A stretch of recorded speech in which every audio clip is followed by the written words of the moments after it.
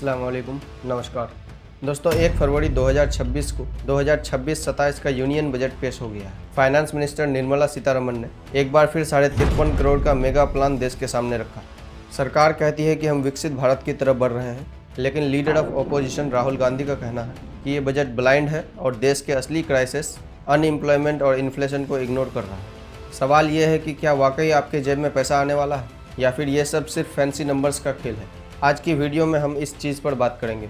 चलिए शुरू करते हैं। सबसे पहले बात करते हैं इनकम टैक्स की। इस बार एक बड़ा बदलाव है, न्यू टैक्स एक्ट, जो 1 अप्रैल 2026 से लागू होगा। सरकार ने स्लैब्स में थोड़ा रेशनलाइजेशन किया है। स्टैंडर्ड डिडक्शन को 50,000 से बढ़ाकर 75,000 कर दिया गया है।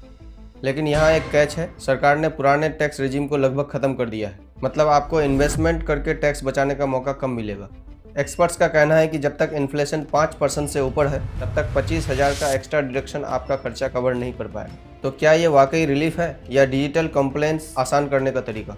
अब सबसे बड़े मुद्दे पर आते हैं, नौकरी। सरकार ने इस बार कैपिटल एक्सपेंडिचर यानी कैपेक्स को बढ़ाकर 12.2 लाख करोड़ कर दिया है। इसका मतलब है रोड्स, ब्रिजेस और फैक्ट्रीज बनेंगी।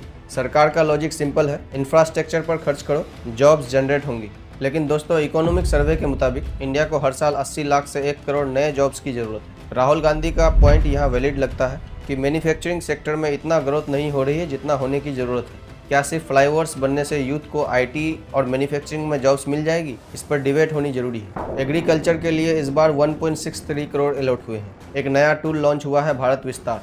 ये एक AI बेस्ड मल्टीलिंगुअल प्लेटफॉर्म है जो किसानों को एडवाइजरी देगा। तो कंट्रोवर्सी ये है, डिजिटलाइजेशन तो अच्छा है, लेकिन किसान यूनियंस का कहना है कि उन्हें AI से ज़्यादा MSP की लीगल गारंटी और डेप्थ रिलीफ की ज़रूरत है।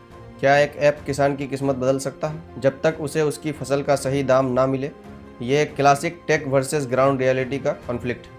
दोस्तों, एक टेक्निकल टर्म जो आपको समझना चाहिए वो है फिजिकल डेफिसिट। फिजिकल डेफिसिट राजकोषीय घाटा को कहा जाता है। ये आय की तुलना में खर्च की अधिकता है। इस बार ये टारगेट 4.3% रखा गया है। ये अच्छी बात है कि सरकार अपना घाटा कम कर रही है, लेकिन चिंता की बात है, इंडिया का टोटल डेब्ट टू GDP रेशियो अभी भी हाई है।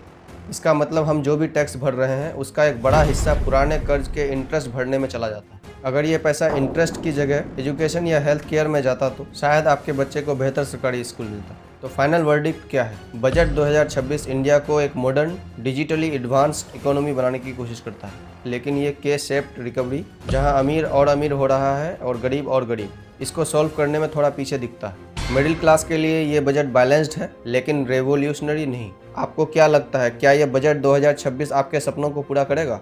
अपनी राय नीचे कमेंट में लिखिए, क्योंकि बिना हेल्दी डिबेट के डेमोक्रेसी नहीं चलती। वीडियो पसंद आया है तो लाइक कीजिए और चैनल को सब्सक्राइब कीजिए। मैं मिलूंगा आपसे अगले वीडियो में। जय हिंद।